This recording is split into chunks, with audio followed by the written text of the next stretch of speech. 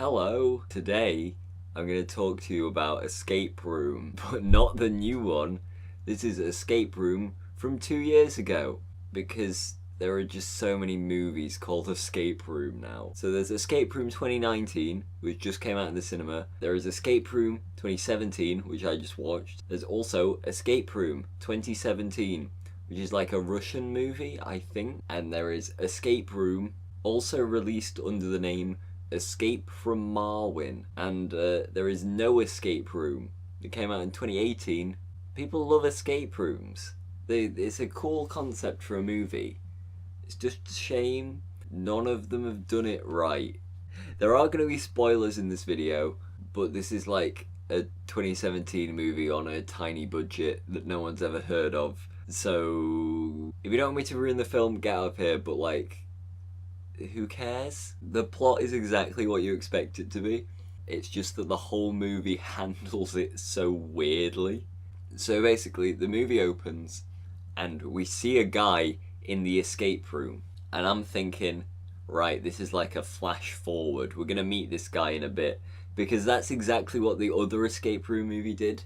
It opened up and it was a flash forward of what happens later in the film. And they're kind of showing off with like how cool their escape room design is. Like in the new escape room movie, he falls into the room and he's in like this elaborate study and he's looking for all these clues and he's nailing the escape room. Like he's solving it way quicker than I would be able to. Like there's some complex stuff going on. This escape room, a guy like doing like this box. He's got this little like puzzle box and he's twisting these things on it. And he's just in like the blandest room you've ever seen. It's just like bare walls and there's two posts and there's him and his box. And he's out doing this box and then he gets out and there's a key and the key's got two ends on it. And there's a yellow one and there's like a white one. And he puts the white one in the white post and he twists it and then a thing comes out the post and stabs his hand. And he gets poisoned and he dies. That's really good, isn't it? You've really shown your understanding of escape rooms with this opening. Like the fun part of an escape room movie would be like, if you are clever, you can solve it and you can get out. But when it's just like randomly pick an end of the key to put in a thing, just like what's the point? So then we meet all the characters. It's one of their birthday and we just get a way too long scene of them driving to the place where they're gonna have dinner.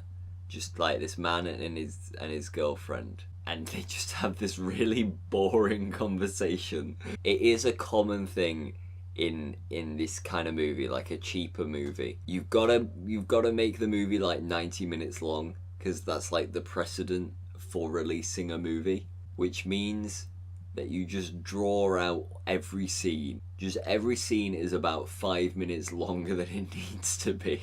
And I can't really convey that in a good way in this video. Basically the way they do that is like, there's like one thing that they want to get across in the scene and then they just talk about like nothing for 5 minutes. I was expecting them to like talk about some important stuff that's gonna come up later. So there's like a bit and they're driving in their car and they drive past a bunch of like tents and stuff at the side of the road because like homeless people live there or something.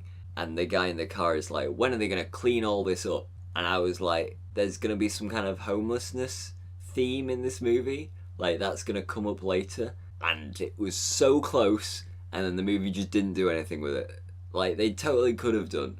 But they just didn't. And that's something else that happens a lot in this movie. They set up a whole bunch of stuff and then they don't do anything with it. So this couple's driving the car. They're going, because it's Tyler's birthday. They're going to his birthday party in their car. And they're going to get a meal with all their friends. And then later on when they're like adding up the bill for dinner, he just like, wham, it's $1,385.75. He's got mad maths skills and you think that's gonna come up in the escape room, his ability to do crazy mental maths, but it doesn't. There's no maths puzzles in the escape room, so it doesn't matter. Before they even get to the escape room, we have 45 minutes of movie. Like, it's half the movie before they even get to the escape room. And a bit of it is them driving to dinner, and you get a bit of background on him and his girlfriend. Then they're at dinner with all the friends, and there's 7 of them, and you're kind of learning the kind of character dynamics, like what everyone's personality is, because you think that's going to be important when they get into the escape room, and then they are pushed to their limits as they fight to survive. And then they all get in a van that drives them to the escape room, where they talk some more. So we have 45 minutes of boring scenes where you just hate all the characters because they're all horrible to each other. They don't enjoy each other's company. Like, they're absolutely not having a good time. And then they all get in this car that's going to take them to their escape room, and it's half the movie, and none of this comes up. There's like a couple of things that they kind of hint at, but they don't matter. Also, I didn't mention there's 7 of them that meet up for dinner, and then only 6 of them do the escape room, because once they leave dinner, one of them goes, "Oh, I hope you guys all have fun. I've got to go. I've got a party to go to." And then she just leaves the movie. And it's so weird. What? She wasn't even important in the last scene. She was just kind of there. Of the 7 characters, 6 of them were like in couples, and she was the one extra one. Why was she even in the movie in the first place? So, let me give you a quick rundown of all our favourite characters in this movie. We got our protagonist, I think. His name is Tyler. He's the man who's good at mental maths, and he hates homeless people, because that's important to his character. Maybe it's just to make us dislike him. Like, maybe we're just meant to hate all the characters. There's Tyler's girlfriend, Kristen. She is worried that Tyler doesn't love her anymore, and she's the one who's planned the escape room. That's about it for her character. As soon as they get in the escape room, she just kind of disappears, and you only see her through a screen, because her escape room, she's separate from all the other characters. There is Natasha. She very unsubtly flirts with Tyler for the entire movie. You find out that they had an affair with each other. It's heavily implied that Kristen knows about it, and also that Natasha's husband knows about it. Natasha's husband's name is Anderson. He is very boring. He's just stressed out for the whole film, which I guess is fine, and he just argues with his wife a lot. That's their entire thing for the whole first half of the movie. Actually, for the entire movie, they just argue with each other. And then the other 2 characters, I can't remember their names. Their personalities are that they are extremely horny. So they all get put in different rooms in the escape room, like with their partners. And the 2 horny ones, the dude has like thing around his crotch, and it's like a locked thing. And the first puzzle, they gotta unlock that, and it's just, I don't know why these characters are so horny. And then the final character is the girl who just disappears for no reason. She goes, "I'm going to a party," and then leaves the film. They spend the first half of the movie just setting up the escape room, and there's just some really weird dialogue. These people are incredibly rich. Like, they're all dressed up nicely. They're eating like mad expensive steaks at dinner and whatever, and they're all drinking like a lot of champagne. And it's just really funny, like, hearing them talk about escape rooms.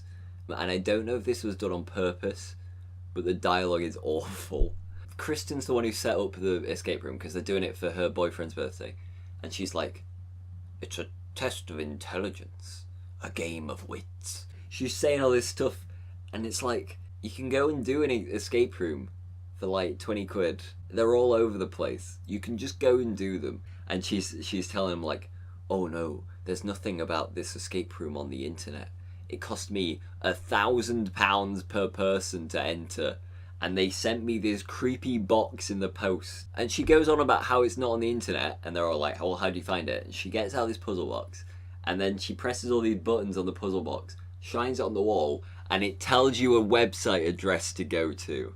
there's nothing about this escape room on the internet. And then she puts the thing and shines on the wall. It's like, escapetheroom.com. I don't know if we're meant to like any of the characters, but they're so obnoxious. There's a bit, and they're talking about how the escape room is the newest underground craze, and then some of the people in the group are like, oh, it's not going to be that time that we went to that secret underground Shakespeare performance, is it? And then one of them is like, I hate Shakespeare in any form. Why? Why are you just trashing Shakespeare in your movie? Oh, Shakespeare, what a terrible writer. Unlike the writer of the 2017 movie Escape Room. What a genius. A true artist in our time. I've been talking for 20 minutes and I've not even got to the actual escape room yet. Let's just get there. So they get to the escape room in their creepy van that they're in with blacked out windows, and Kristen, who has set up the escape room, makes them all put on blindfolds, and she's gonna lead them into the escape room. And she's got a little line to her boyfriend, like, while he's putting on the blindfold. And she's like, hey, don't peek. And he's like, what, are you accusing me of cheating or something? And then she's like, I don't cheat. And that's meant to be like, oh, she knows that he's cheating on her with that other woman. And it's kind of setting up like, there you go, eager viewer. You can work out that she's behind it all, but she's not. They do 45 minutes of setup. Like, the whole first part of the movie is basically telling you the boyfriend is cheating and she knows about it, and she's the one who set up the escape room, don't you know? So now they're in the escape room, and to be fair, the escape room is quite cool and quite well designed, but I don't think it's a good movie escape room. So I'm going to compare it to the new escape room movie again, and I know that the movie probably had like 10 times the budget that this one did, but that one did a good job with the escape room designs because everything is really big in that movie. Like, there's the first room and you get a good view of like, here's everything that's in the room. You can kind of get an idea of what's going on and what they need to do. In this movie, it's like an actual escape room, so everything's really small scale and you can't see it because you are the camera. You can't walk around. You just have to look where you're told. So you can't do any puzzle solving yourself, which kind of sucks. But some of the escape room stuff is really cool. Tyler, the main character, wakes up. He's in a room full of old TVs and clocks. There's a really funny bit where he says this room's full of antique TVs. And like, the TVs must only be like 20 years old. They're just like SCART TVs. You've all seen them. But his room's full of clocks, but then he notices that there are 4 clocks missing from the wall. And in the next room over, it's Natasha and Anderson, and they are tied together. And you think, whoever set up the escape room knows that they don't get on and they're arguing all the time. So they've tied them together, and I guess it's meant to like bring them closer together, or just to like really annoy them because they can't stand each other. But then they just untie themselves immediately. It's the same in the horny couple's room. They wake up and the dude's got the thing locked on his crotch, and then they just unlock it immediately. And then they start like making out because they don't know what an escape room is. Basically, Tyler is the only one who like actually makes an effort to do the escape room. Everyone else is just constantly questioning why they have to do things. I already mentioned that there were 4 clocks missing off Tyler's wall. They are in Natasha and Anderson's room on either side of the door between their room and Tyler's room. The clocks have the times of 4 different hours, and those are what he has to put in the combination lock on the door. So they do that, and they open the door, and then Anderson goes, well, now what? And Tyler's like, well, you need to look around for clues. Anyone who's done an escape room just knows that you go around and like pick up everything, and like you have to look for any connection between these things. You look at like, oh, there's clocks on the wall, that's a clock based puzzle. Oh, there's a safe over there, we're gonna have to unlock this safe. But Anderson, he's got no time for that. Tyler's like, we need to look around for clues, and Anderson's like, what kind of clues? Just look, what's in your room, you absolute numpty. So they do the next puzzle, and it opens a window and they can see the horny couple just like kissing in the room next to them. Then they get into their room by doing another puzzle. Like, great. The puzzles are fine, but they just take so long to do them that it's not fun. They maybe have about 10 minutes of puzzle in this movie, and they need to stretch it out to like 50 minutes. So everything takes too long. So they open the door to their room, and then they realize that the next puzzle, they need a 9-letter word to put on this code thing in the horny couple's room. And Anderson goes, 9 letters? That's like a crossword puzzle. Or, you know, any other kind of word. Every word has letters in it, Anderson. But of course he's correct, because he's reading the script. And then there's a big pile of newspapers in the room, and they're looking at all the newspapers, and they're like, well, how do we know which newspaper to look at? To look at the crossword section in it. And because it's Tyler's birthday, they look at the one that came out on Tyler's birthday, and they find the crossword, and then the horny couple goes back in the room to put the answer in, and they put the answer in, and then their door locks, and the room just fills with acid, and they get melted. And it's really gross. So props to the movie for doing that. It's maybe the one good effect in the whole film, because it's actually really gross, and nothing else in the film comes close to it. So they get like melted, while everyone else watches, which is great. And then Tyler starts losing his mind. All the TVs in the room come on, and they show Kristen, and she's naked and locked in a cage. So they have to go save her. And at this point, he goes, there has to be a ventilation system in this room somewhere.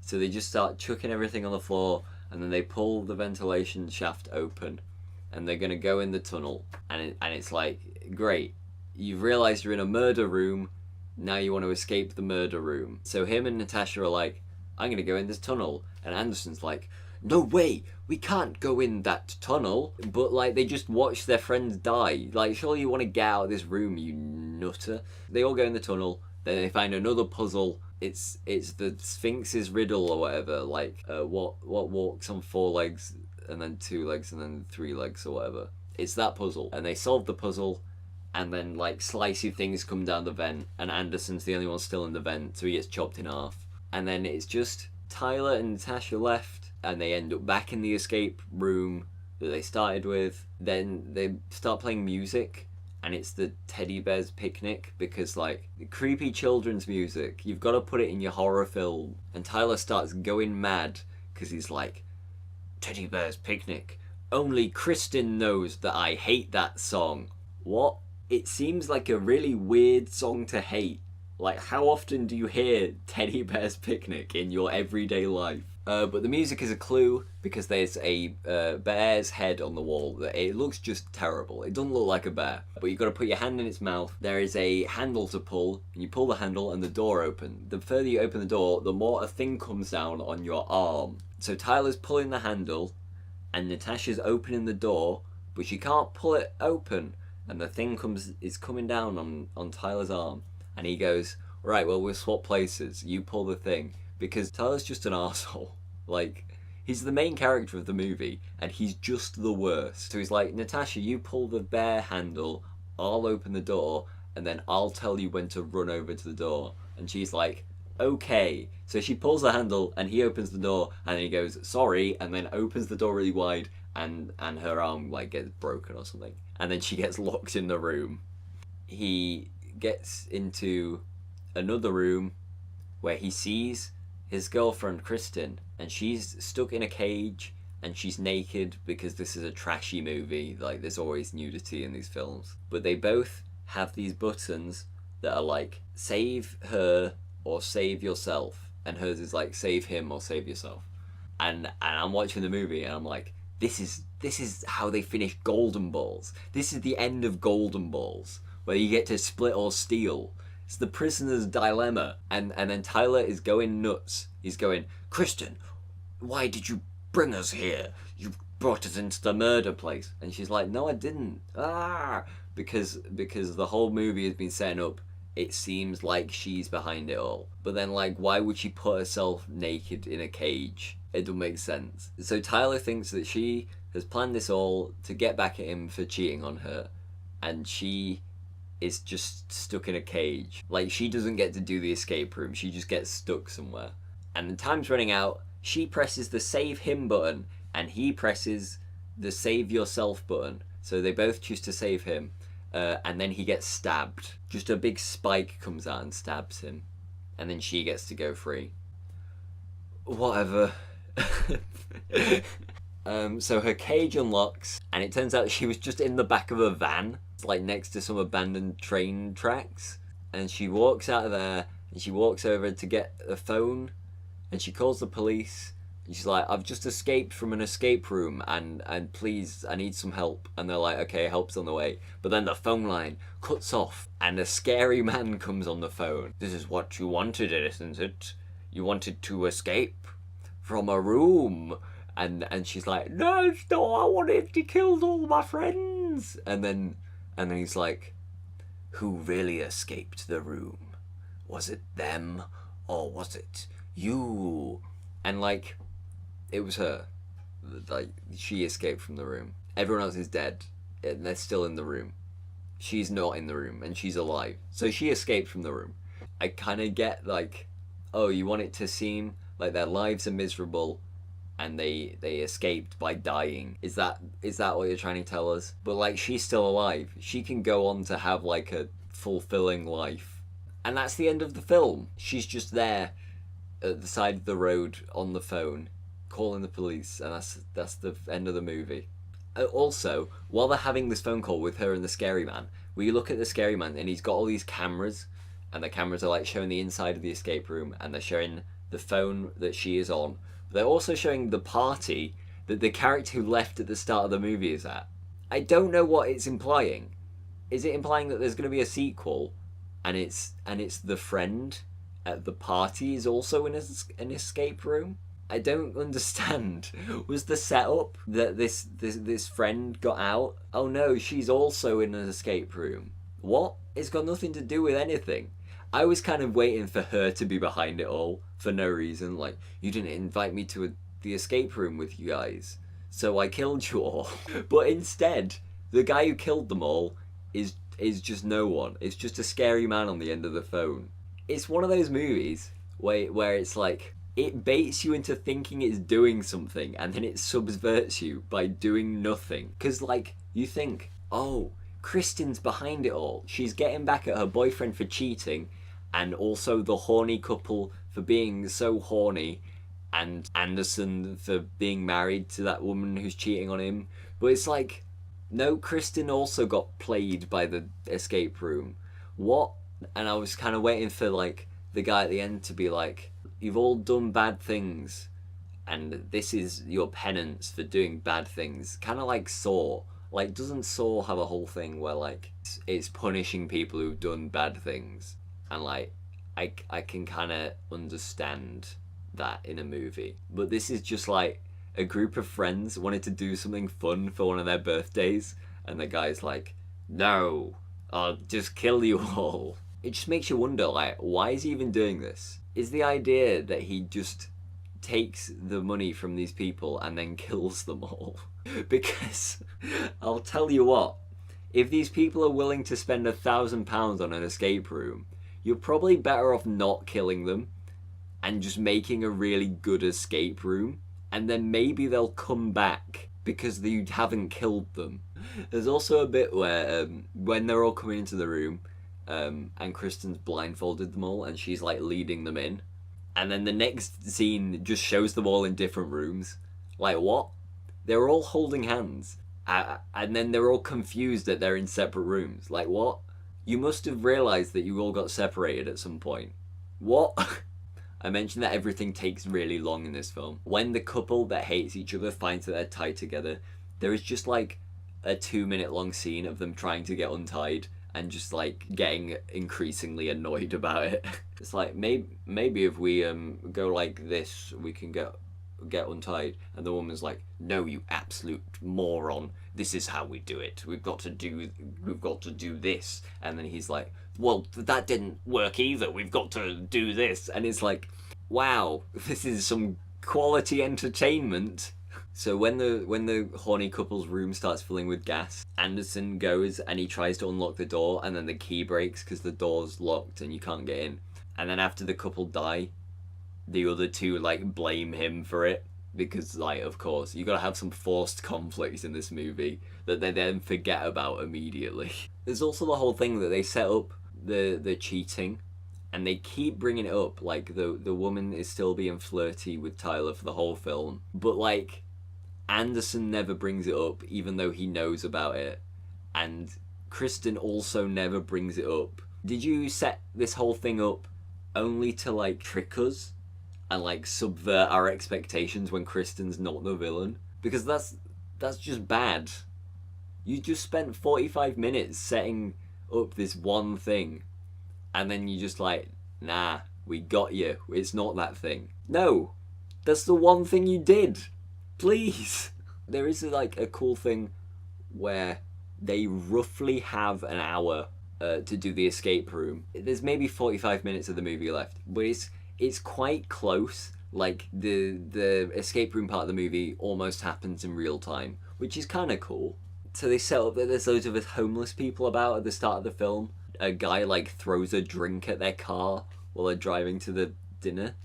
It's like a jump scare, but like you think that that's gonna come up later when you see her escape out of the van and she's like running through the city and it's all deserted, and you're like, oh, she's going to find some of the homeless people we saw earlier, and like they're gonna help her or attack her or something, but it doesn't happen.